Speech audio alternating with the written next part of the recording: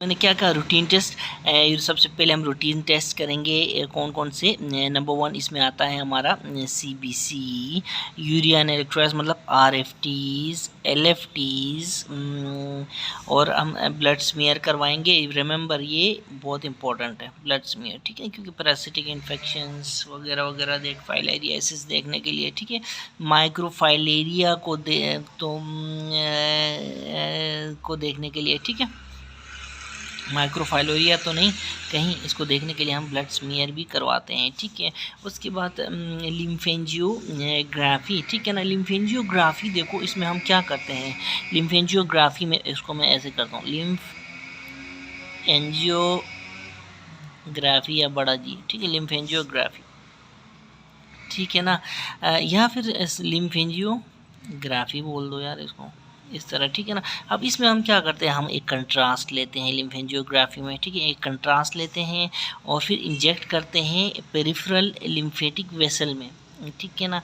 जिस तरह peripheral artery peripheral when होती है, इसी तरह हमारी पेरिफेरल लिम्फेटिक वेसल भी होती है। उसको ढूंढ के हम वेसल में इंजेक्ट करते हैं इस कंट्रास्ट को। उसके बाद हम एक्सरेज लेते हैं, ठीक है ना। एक्सरेज में हम क्या देखते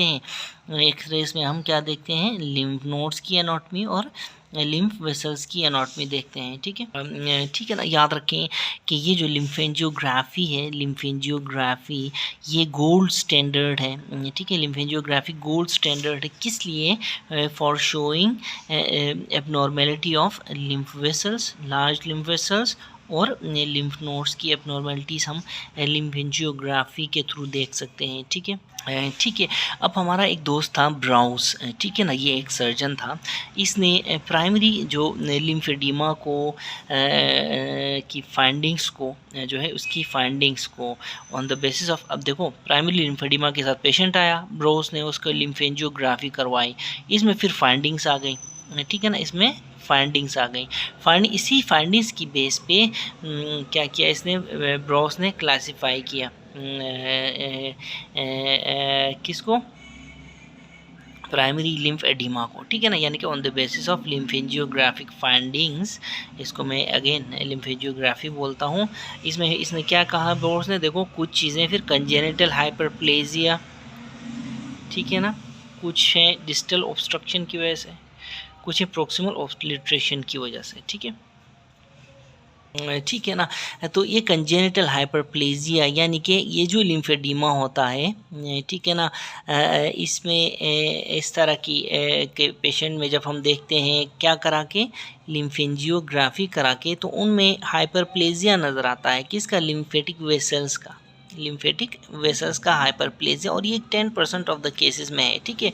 तो इस केस में क्या होता है, ये एक कंजेनिटल केस है, ठीक है, और लिम्फेटिक्स जो हैं वो बहुत ज़्यादा होते हैं नंबर में, लेकिन ये डिफेक्टिव होते हैं, खोटे सिक्के समझो ये डिफेक्टिव होते हैं, जिसकी वजह से ठीक है ना लिम्फेडिमा हो जाता है। अच्छा, ये जो लिम्फेडिमा है it has poor response to every treatment modality, हर ट्रीटमेंट मोडालिटी के लिए ये पुअर रिस्पॉन्स रखता है, ठीक है।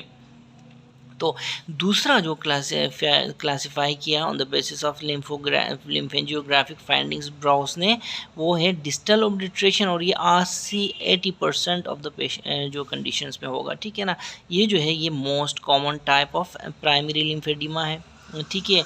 It is also termed as aplasia और हाइपोप्लेजिया। देखो इसमें हाइपरप्लेजिया थी, इसमें एप्लेजिया और hypoplasia, it response very well to compression therapy, ठीक है ना, ठीक है। फिर जो रिमेनिंग है प्रॉक्सिमल ओब्लिट्रेशन, ये भी 10% है, ये देखें ये भी 10% है, कंजेनिटल हाइपरप्लेजिया, बीच में फिर डिस्टल ओब्लिट्रेशन है जो कि 80% है, और ये इसको हम एप्लेजिया और हाइपोप्लेजिया कहते हैं।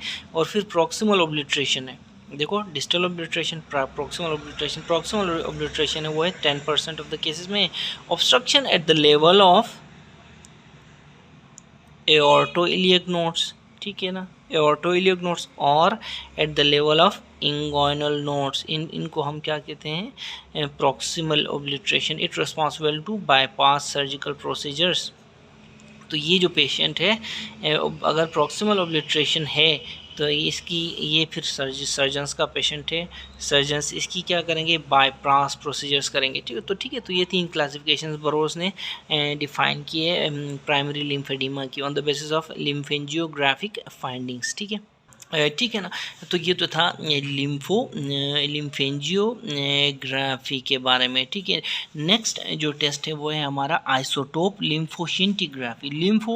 लिम्फोशिंटिग्राफी वो क्या था, लिम्फेंजियोग्राफी था, लिम्फ के वेसल्स की ग्राफी था वो। ठीक है ना, ये क्या है, लिम्फोशिंटिग्राफी है। ठीक है, ठीक है। अब ये लिम्फोशिंटिग्राफी है, ये क्या है, ये याद रखो, ये इन्वेस्टिगेशन ऑफ चॉइस है। ठीक है ना, this is investigation of choice.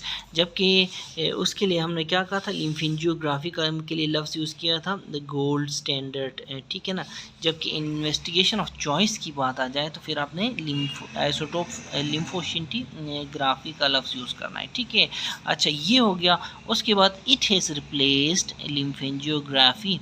ठीक है ना, इसने इस बेचारी को किक आउट कर दिया है, रिप्लेस किया है, लेकिन गोल्ड स्टैंडर्ड लिम्फेंजियोग्राफी ही है। क्यों, देखो आइसोटोप शिंटिग्राफी ने रिप्लेस क्यों किया है, क्यों ये इन्वेस्टिगेशन ऑफ चॉइस क्यों है, क्योंकि इसकी सेंसिटिविटी भी ऑलमोस्ट ग्रेटर देन 90% है और इसकी स्पेसिफिसिटी भी 100% है। ठीक है, तो ये टेस्ट कैसे किया जाता है, देखो radioactive technetium labelled protein particles हम छोड़े जाते हैं बॉडी में। Radioactive technetium labelled protein particles, क्या radioactive technetium labelled protein particles छोड़े जाते हैं। कहाँ पे ये इंजेक्ट किए जाते हैं, कहाँ इंजेक्ट किया जाता है, इंटर डिजिटल वेब स्पेस में। इंटर डिजिटल या पाँव में या हाथ में, यहाँ से कहाँ जाते हैं ये proteins, they are taken up by lymphatic vessels. बहुत इजी प्रोसीजर है ये। ठीक है, ठीक है ना। अब जब ये if they are taken up this protein particles are taken up by lymphatic vessels, फिर हम क्या करते हैं, यानी कि अब जब एक बार वेब स्पेस से लिम्फेटिक वेसल्स इन प्रोटीन्स को एब्जॉर्ब करते हैं तो हम क्या करते हैं, हम सीरियल रेडियोग्राफ्स लेते हैं। किससे रेडियोग्राफी था, गेमा कैमरा। ठीक है ना, गेमा कैमरा, इससे हमें क्या होता है, लिम्फ वेसल्स की एनाटॉमिकल डिटेल देखने में हेल्प होती है। इसी को कहते हैं लिम्फोशिंटिग्राफी। ठीक है ना, इन्वेस्टिगेशन ऑफ चॉइस। जबकि गोल्ड स्टैंडर्ड क्या है, लिम्फेंजियोग्राफी है। ठीक है, अच्छा उसके बाद फिर और भी टेस्ट है हमारे पास, देखें सीटी स्कैन है ये, या इसका स्लाइस इमेज लेते हैं हम सीटी स्कैन से। ठीक है ना, कैसे, थ्रू मिड हाफ। ठीक है ना, थ्रू मिड हाफ लेते हैं, इससे हम डिफ्रेंशिएट करते हैं बिटवीन, किसके बिटवीन डिफ्रेंशिएट करते हैं, लिम्फ एडिमा है या इसको वेनस एडिमा है या फिर इसको लाइपो एडिमा है। ठीक है, या फिर इसको लाइपो, इन 3 में, लिम्फ एडिमा में, वेनस एडिमा में और लाइपो एडिमा में डिफ्रेंशिएट करने के लिए हम सीटी स्कैन। फॉर एग्जांपल आजकल हमारे पास एक पेशेंट है, उसको यूनिलेटरल ऐसे एडिमा पड़ा हुआ है। ठीक है ना, बायलेटरल नहीं है, उसको बाहर फिर भी इस तरह का एडिमा आ जाए तो हम क्या करेंगे, सीटी स्कैन करवाएंगे। जब एक बार सीटी स्कैन करवाएंगे तो हमें हेल्प किस चीज़ की होगी, लिम्फ एडिमा, वेनस एडिमा और लाइपो एडिमा में डिफ्रेंशिएट करने में मदद करेगा सीटी स्कैन। ठीक है ना, तो मैंने क्या कहा कि सीटी स्कैन का ऑप्शन भी है हमारे पास, और ये सीटी स्कैन, इसके हम स्लाइस इमेज लेते हैं। कैसे लेते हैं, थ्रू मिड काफ है, ये CALF काफ है, ये हाफ नहीं है, काफ है, मिड काफ लेते हैं। ठीक है, इसे हम डिफ्रेंशिएट कर पाते हैं लिम्फेडिमा में, वेनस एडिमा में और लाइपो एडिमा देखो सबक्यूटेनियस फेट का जो एडिमा है, ये इसको लाइपो एडिमा कहते हैं। ठीक है ना, लाइपो एडिमा। ठीक है ना, देखो लाइपो एडिमा, यहाँ से इस लफ्ज़ से, यहाँ से हमें ये भी समझ आ जाता है कि वेरिकोज वेन्स में जो कंडीशन होती है लाइपोडर्मेटोस्क्लेरोसिस, इसमें जो लाइपो है वो सबक्यूटेनियस फेट की स्क्लेरोसिस को जाहिर करता है। क्यों कहते हैं, वहाँ लाइपो मीन्स सबक्यूटेनियस फेट। ठीक है, यहाँ भी देखो lipoedema means subcutaneous fat का एडिमा।